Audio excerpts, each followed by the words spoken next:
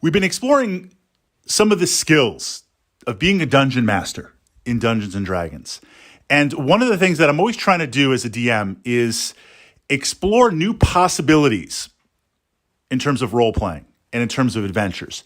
I want to build that narrative. I want to build that excitement. As a player at my table, I want to pull you in to the narrative. I want you to be entertained, surprised. I want to capture that D&D magic. Now, we all have adventures that we like to run. I love to run dungeon crawlers. 8 out of 10 times, it'll be a dungeon crawler. But then I also pull in other adventures that I enjoy running, but they're not always my primary focus. It might be a wilderness or a seafaring adventure or a political adventure. I'm open to trying new things.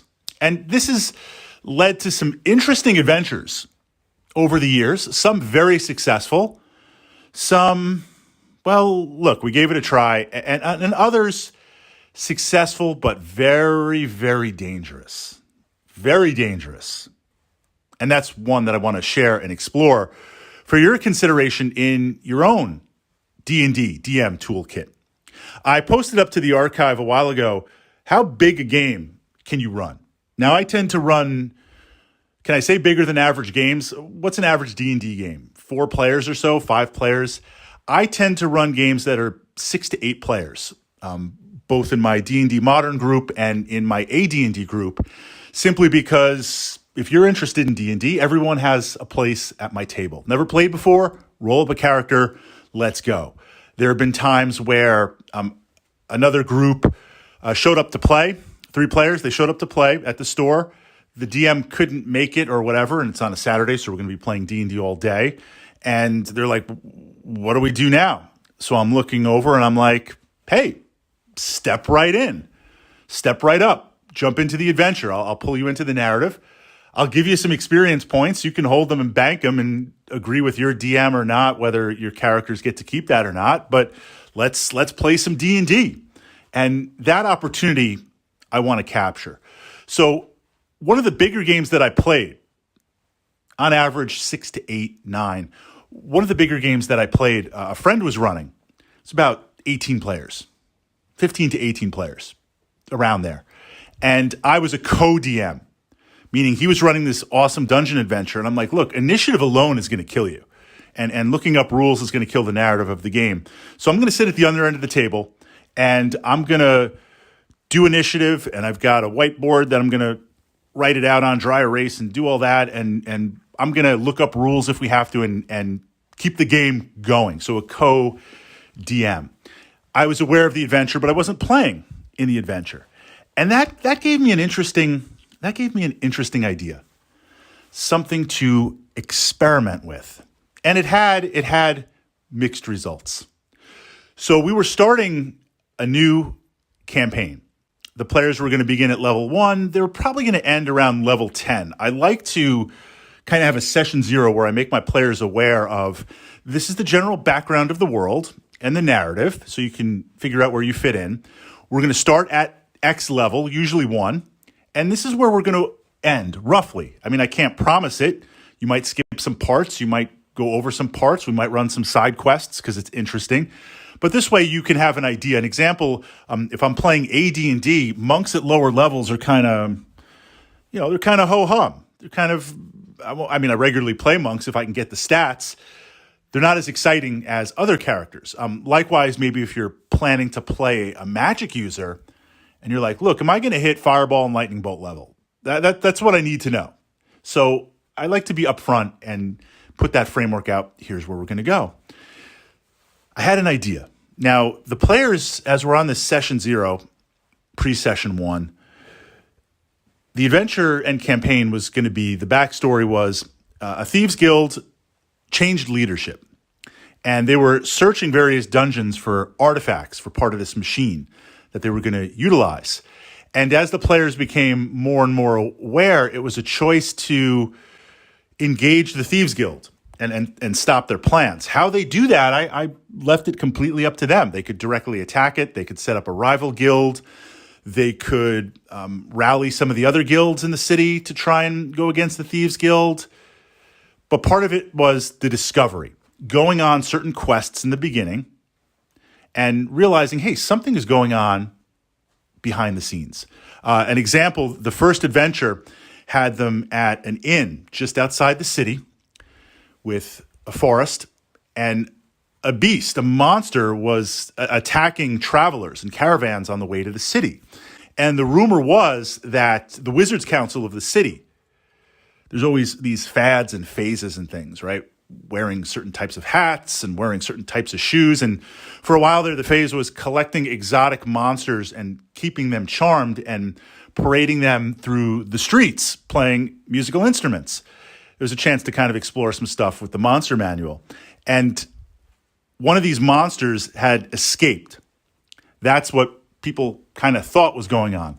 The truth was the Thieves Guild stole one of these monsters, specifically released it in the woods, and now it's going absolutely crazy. It was an owlbear.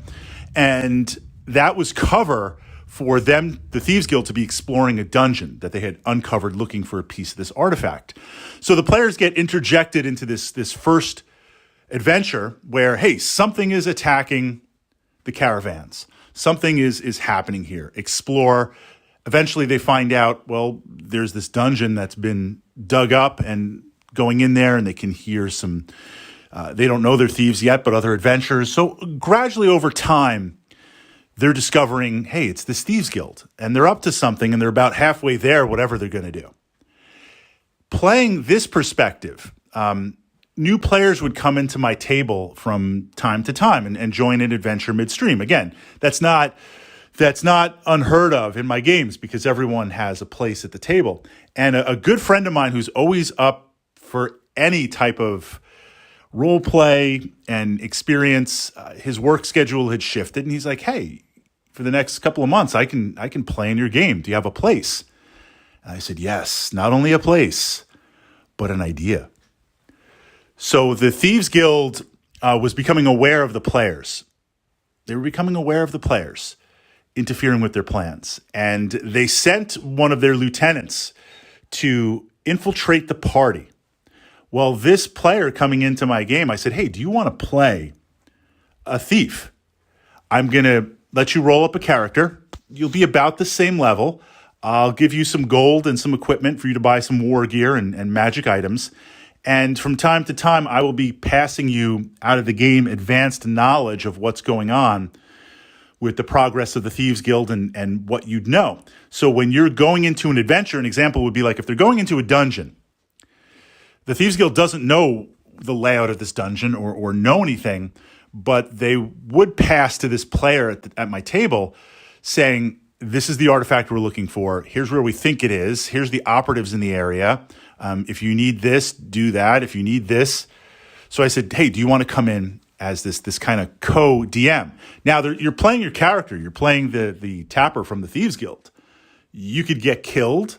I'm not going to tell you the layout of the dungeon, and it's up to you how to resolve it. But generally speaking, kind of sabotage the party, slow them down, see what happens. But you cannot be discovered at any cost until the very last piece of this artifact. So this player is playing. He's playing his character. The party suspects nothing, literally, because it's like, oh, someone new sat down to play, and a few other players knew him, and we're doing that. We're playing for like 2 or 3 months, and he's passing info. He's kind of setting the party up here and there for other things and other aspects. We get to the final part of the adventure, the last piece, and the players had collected enough pieces of this machine. The Thieves Guild had collected enough pieces of this machine. It's kind of a truce, an uneasy balance where the machine was half working, so it had some power, but this last piece was going to really make an important difference. So they're in this kind of maze. You climb up to the top of the tower. There's the piece on a pedestal floating, and the player in the party, who's part of the Thieves Guild, grabs the piece theatrically, walks over to the top of the tower through this gateway, laughs and jumps off. And it took the players a little while to realize what's going on. Now, how did that work out? Well, that just played into the next adventure now where I took control of that player's character as an NPC, and he taunted the players continuing, and my friend went back to his schedule, and of course, when he played with us later, he created a new character that was legit this time.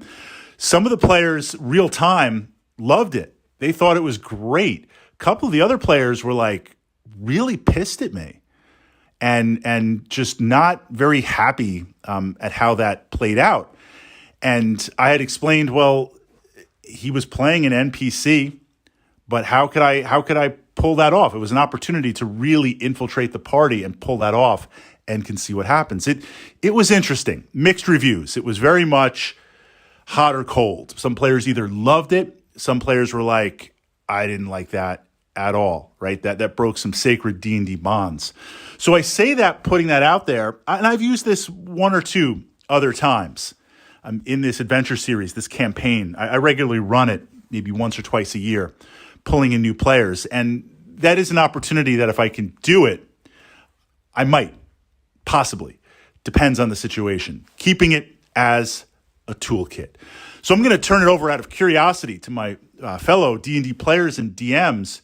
If we want to explore being a DM and we want to use this D&D thing as a toolkit, what are some adventure ideas or parts of an adventure that we can do a little different, that we can explore, that we can see what happens? And it's a learning experience. If it works, great. If it doesn't work, we tried it. I'll tell you this, the maybe three or four times that I've used this one particular adventure hook, players have loved it. Some players didn't like it, but every single player remembered it.